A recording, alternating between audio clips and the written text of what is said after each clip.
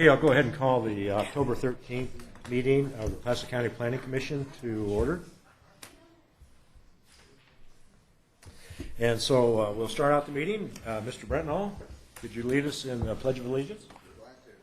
I pledge allegiance to the flag of the United States of America and to the republic for which it stands, one nation under God, indivisible, with liberty and justice for all.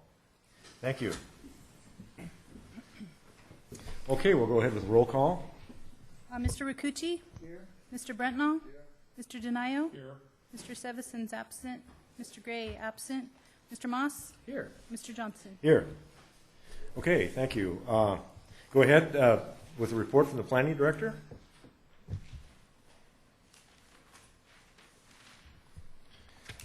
Thank you, Mr. Chairman, members of the Commission. Paul Thompson with Planning Services. Recent board actions. This week, the board approved the redistricting. They also gave direction to staff to analyze a biomass facility at the Eastern Regional Landfill site, and they also approved a contract to hire a consultant as well, and that was all this week.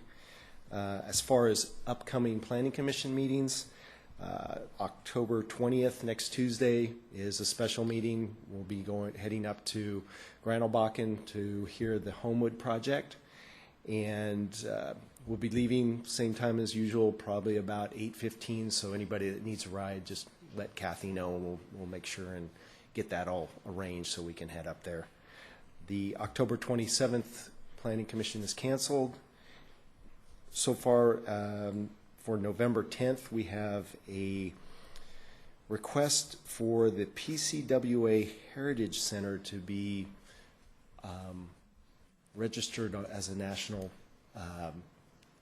Historic Center, and the Planning Commission will be hearing that and providing a recommendation to the Board of Supervisors on that. Kind of a odd issue, never seen this come before, but it is something that the Commission does as far as providing a recommendation to the board. So that's the first one of those I've seen. December 8th, tentatively, a workshop on the Granite Bay Community Plan, reviewing the target expansion here in Auburn, the Granite Bay condominium condos, Granite Bay Garages condo project, and the Sierra Sun Villas project, which is up next to Sugar Bowl Ski Resort. We'll be hearing that. So pretty good agenda so far on the December 8th Planning Commission hearing. Paul? Yes? The Tahoe meeting, you said that's on the 20th? 18th. Okay, I was going to say, that's what I had. I wanted to... It's on the 18th. I'm sorry. Thank you. Next Tuesday. So, Paul, those are the grand total of our meetings for the rest of the year then. Typically, we don't have one in the latter half of November and one in December, right? That's correct. On November 10th, the only item you have is that redesignation of the PCWA Heritage Center. If that's it, how about moving that over to December? Or is that something that's going to take hours and hours and hours? I don't think it'll take hours and hours, but I know it is priority to get that heard. Why? I'm not sure as to why, but I know we need to get it heard and passed along to the Board of Supervisors. Yeah, they're not going to do anything with it this year, but if we have to gather on all the expense for just that, I would suggest that that's kind of irresponsible. What I'll do is I'll relook at it. Forward. Yeah, I'll relook at it and see if we can move it off to the 8th, and then if we can, we'll go ahead and cancel that meeting. But as I remember, I think we needed to go ahead and hear that item. So yeah, well, tell them your planning commission is getting assertive and okay, don't like we'll to make waste sure money. and pass that along. Thanks. Thank you. Paul, maybe you can just go ahead and if you find out what the urgency is, just send us an email or something. Will do. And just to let us know if it is urgent, why, whatever. Be happy to do that. Yeah, I'll be absent for the 10th meeting. Okay. Yeah. Any other questions? Okay. Okay, thank you, Paul. Let me see, now is an opportunity for public comment on any subject that's not on the agenda today. So anybody that has a public comment, step forward. Seeing none, then let me see how we're doing time-wise. Just perfect. we'll move into our, we only have one agenda item today, and what this agenda item is dealing with is a church proposal down in the Granite Bay area. And this will be a public hearing today, so this is an opportunity for the public to comment. We will not be making any decisions today as a commission. Just listening. Okay. We'll go ahead, Mr. Evaldi. All right, thank you, Chairman, members of the Commission. I'm E.J. Evaldi with the Planning Department. Here to talk about the Amazing Facts Ministry project. I think it's the first time you already may have heard about it, but first time we've actually had any presentation on it in front of your Commission. So what this is, Amazing Facts Ministry is proposing to develop a 17-acre campus to support a new house of worship facility. That's how we define churches in the county zoning ordinance now. What they are is Amazing Facts Ministries. They're affiliated with the Seventh-day Adventist. They are a multifaceted Christian media ministry, which includes television, radio, internet publishing, and the Amazing Facts School of Evangelism. Right now, the congregation meets on Saturdays at the Shepherd of the Sierra Church located near Rockland and Barton Roads in Granite Bay. This project was originally submitted to the county in January of 2008, and over the course of that time, the applicant, EIR consultant, and county staff have been diligently working on the draft EIR, which is now completed and was released for public review on September 2nd. So that brings us to the purpose of today's public hearing, which is to formally accept comments on the draft EIR, and we'll do that, after I provide an overview of the project. Today's public hearing is not the forum to discuss the merits of the project or the substance of the environmental analysis. That will occur at a subsequent Planning Commission hearing. So getting into the project.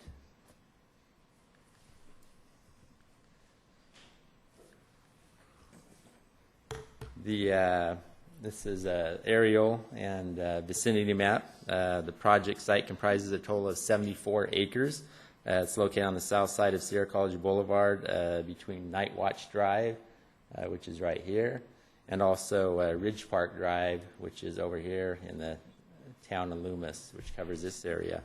The property abuts the city of Rockland to the north, which is everything on the north side of Sierra College Boulevard.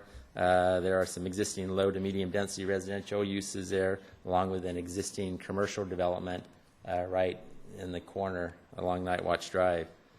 The adjacent property in the northeast belongs to the San Juan Water District, where they have a detention basin. And then also to the east is Frank Andrews' property, where the Bushnell's Wholesale Nursery is. There are rural residential uses both to the south and west of the subject property. Most of these are all 4.6 acre minimum and more. And then immediately to the east is Cabot Ranch Estates, which those are also 4.6 acre minimum parcel sizes. The site itself is designated a rural estate in the Granite Bay Community Plan. That designation has a 4.6 to 20 acre minimum. And the zoning is farm, which is FBX 20 with a 20 acre minimum. The proposed house of worship would be an allowed use in the farm zone with approval of a minor use permit. So up on the screen is a site plan that shows the entire property. Most of the development on site is going to occur up in this 17-acre portion here. The remainder will remain undeveloped. Project's going to be constructed in 2 phases, with buildings totaling 208,020 square feet. Phase 1 of the proposed project would include a 106,800 square foot multi-use building consisting of an auditorium gymnasium with seating for up to 1,300 people. There would be ministry offices, Sabbath school classrooms, a fireside chapel, audio-visual production suite, and kitchen facilities. Phase 1 would also include a separate 11,220 square foot resource center building utilized for storage of media materials and shipping purposes, and that's the building closest to Sierra College right there. Phase 2 would consist of a 90,000 square foot multi-use building which will replace the Phase 1 multi-use buildings function as a main sanctuary for this ministry and serve as a permanent worship facility with seating for 2,000 people. This is a phasing plan. There will be about 625 on-site parking spaces provided as part of Phase 1. That's all the areas in the white along here, and this is a Phase 1 building, better close-up. There'd be another 275 parking spaces proposed as part of Phase 2 for a total of 900 altogether, and these are the Phase 2 parking spaces coming around the perimeter of the parking area. The project site would have a full access at the signalized intersection of Sierra College Boulevard and Night Watch Drive, which is right in this area. A secondary access with right turn in and right turn out only would be constructed approximately 450 feet to the east, going in and out of the site here. Night Watch Drive would be extended to the south through the project site. That's where they would come into the property. There would be extensive landscaping installed along the frontage of the property. A sound wall would be constructed along the western property line, and that is between the Cabot Ranch estate lots. There would also be a series of retaining walls built to accommodate the lower level parking area, which is down here, as this is where kind of the top of the ridge is, and it slopes down from that point.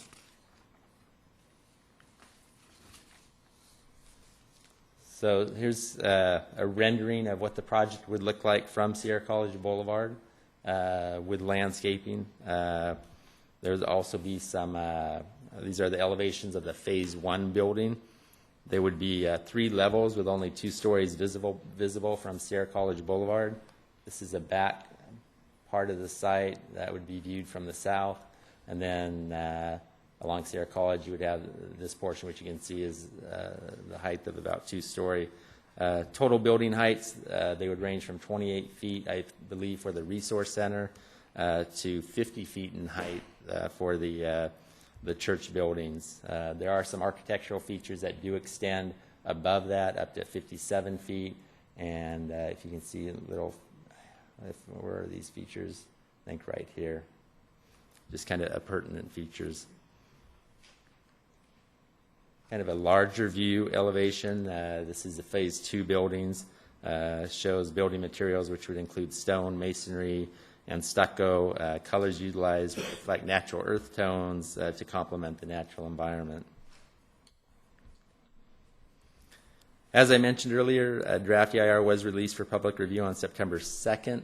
This draft EIR contains information concerning the environmental setting of the project area and identifies the project's potential impacts to the environment, including potentially significant impacts in 13 environmental resource areas so noted on the slide.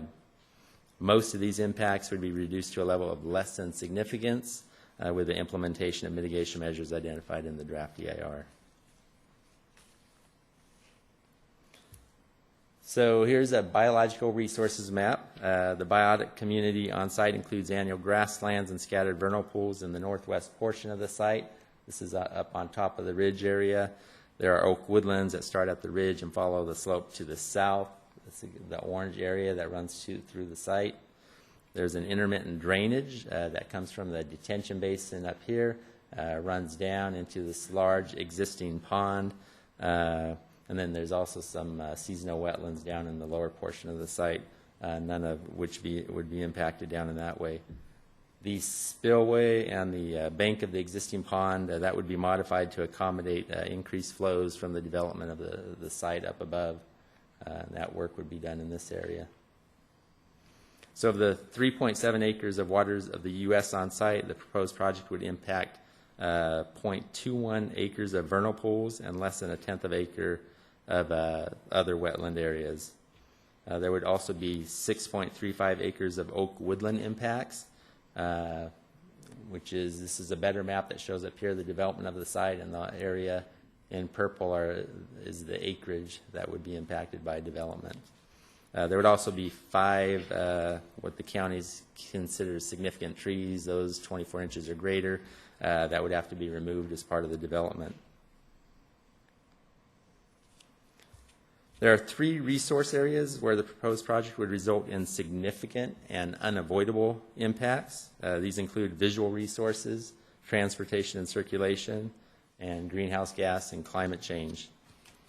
The location of the project site atop a ridge that provides extensive views of the Granite Bay area, including rural and open areas below and to the south, and with the construction of buildings up to 50 feet tall, the visual character of the area would be significantly altered. The draft EIR includes an extensive section on visual resources. For visual simulations, large balloons were flown on site to represent building locations and heights, and then photos were taken at key locations in the surrounding area where the balloons were visible. The proposed structures were then superimposed in these photos to demonstrate the potential visual impacts of the proposed project. As far as traffic, the proposed project is expected to generate 1,200 Saturday peak hour trips, with 137 trips occurring during the weekday peak hour. This additional traffic would have a negligible effect on levels of service during the Saturday peak hour at several intersections along Sierra College Boulevard. This includes at Rockland Road, Night Watch Drive, Southside Ranch Road, and the proposed project access. All but the Sierra College Boulevard Rockland Road intersection would meet minimum level of service standards with the construction of road improvements. However, because some of the improvements fall under the jurisdiction of the City of Rockland, the county cannot guarantee the improvements would be constructed in the future. The intersection of Sierra College Boulevard and Rockland Road would result in an unacceptable level of service even with proposed road improvements. This would also fall under the jurisdiction of the City of Rockland, so once again, the county cannot guarantee the improvements would be constructed in the future. The project also has the potential to result in an increase in greenhouse gas emissions from temporary construction activities and long-term operational greenhouse gas emissions from vehicle traffic, energy use, and the use of gasoline-powered landscaping equipment. Although mitigation measures for both temporary and long-term operations are proposed, there are no established standards of significance for construction greenhouse gas emissions to determine whether or not these impacts can be properly mitigated. The project also has a proposed mitigation that would reduce greenhouse gases by 20%. However, this is short of the 29% threshold identified to be consistent with Assembly Bill 32. That is where there's a reduction of statewide greenhouse gas emissions to 1990 levels by 2020. That is the goal set by Assembly Bill 32.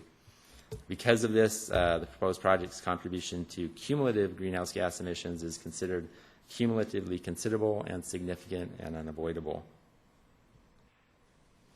That kind of summarizes the content in the draft EIR. Just for the public's purposes, there will be opportunities for public input. The public review period is open until October 17th, which is just this coming Monday. That's where anyone interested can submit written comments on the environmental document. Then those comments will be responded to in the EIR. There will also be another Granite Bay MAC meeting. We already went to the Granite Bay MAC once, just as an information item. We also went to the Horseshoe Bar MAC once as an information item, even though this project is not located in that area, just to let everybody know about the availability of the EIR. What else? We also have the Planning Commission when you guys will consider the project entitlements and the final EIR. So, in order to submit comments on the draft EIR, obviously you can do that at today's meeting.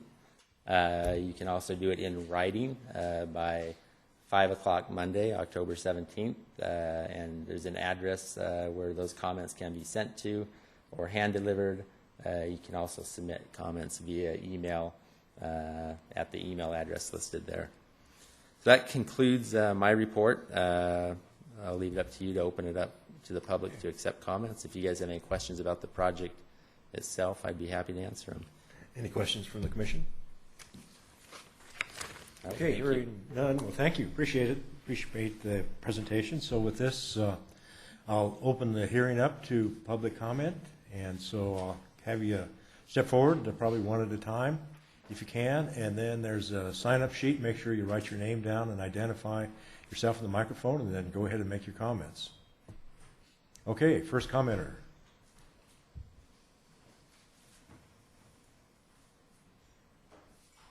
Hello. My name is Jane Negri, and I live at 4502 Olive Ranch Road in Granite Bay. And in my view, the proposed project is not consistent with the goals and policy in our Granite Bay Community Plan, and the mitigation measures have not resolved this issue. The first goal in our Granite Bay Community Plan states, protect and preserve the unique rural character of the community and maintain the identity of Granite Bay as a scenic, tranquil, family-oriented, rural residential community, compatible with the area's physical constraints and natural features. This project does not protect the rural character of the property. It is not compatible with the surrounding zoning, which is either rural residential 2.3 to 4.6 acres or rural estate 4.6 to 20 acre zoning. The fact that this project is focused on reaching people out of our community with a worldwide mission is one of the main objections to placing it in an area of residential zoning. This incompatibility to our Granite Bay Community Plan cannot be mitigated. The size and scope of this project is more consistent with an area with commercial zoning. Building this massive compound to serve a current congregation of 350 people is not in keeping with the goals of our plan. There are many other aspects of this project and its effects on the local community that have not been satisfactorily resolved. As stated earlier, the visual resources, the traffic and circulation, greenhouse gas and climate change, along with the removal of 5 significant oak trees. Thank you. Okay, thank you. Make sure you put your name on the sheet of paper there to your, I guess it'd be to your right. Yeah, there you go. Okay, next commenter. Step forward.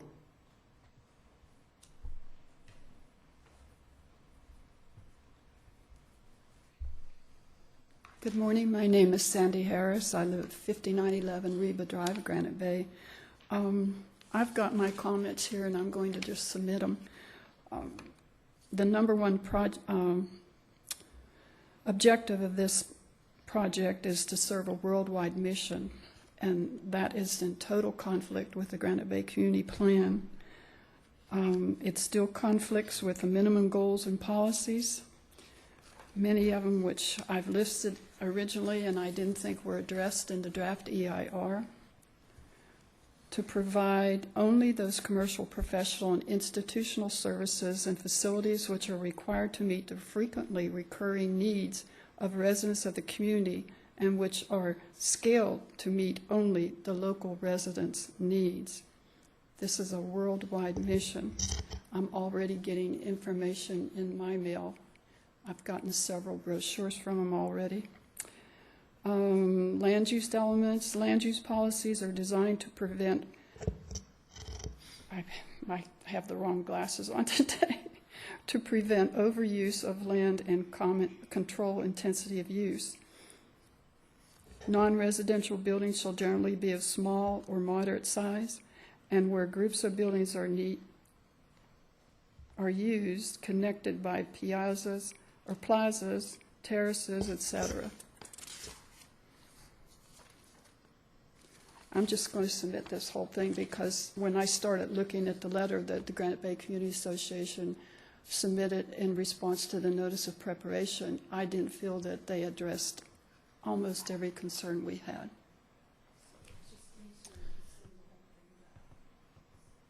Okay, well, thank you. Next commenter.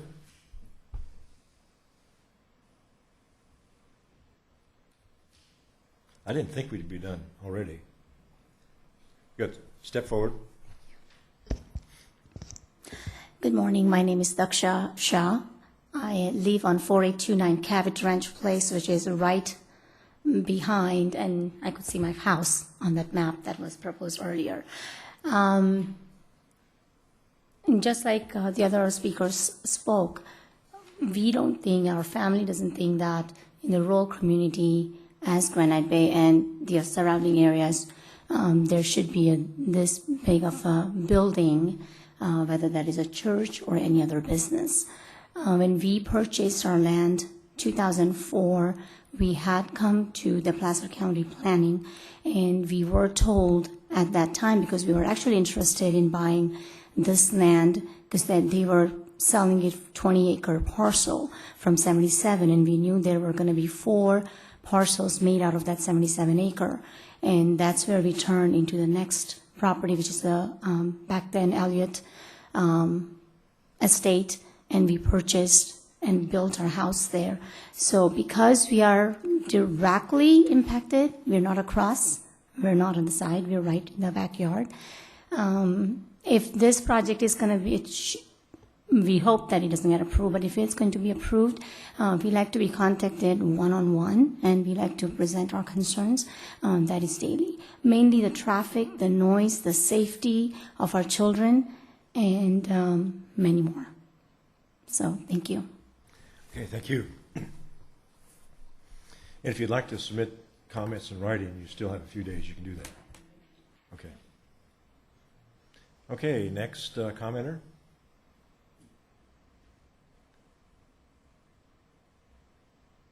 Are we running out of people? Okay, well, with that, then I'll go ahead and close the public hearing. And I guess that is just about it for the meeting. If you want to comment, you still have time in writing to comment by next Monday, it was. And we will, after all the comments are addressed, which they will all be addressed, we'll be dealing with the final document sometime in the future as a planning commission. So thank you very much, folks. We'll see you next time. Nice job.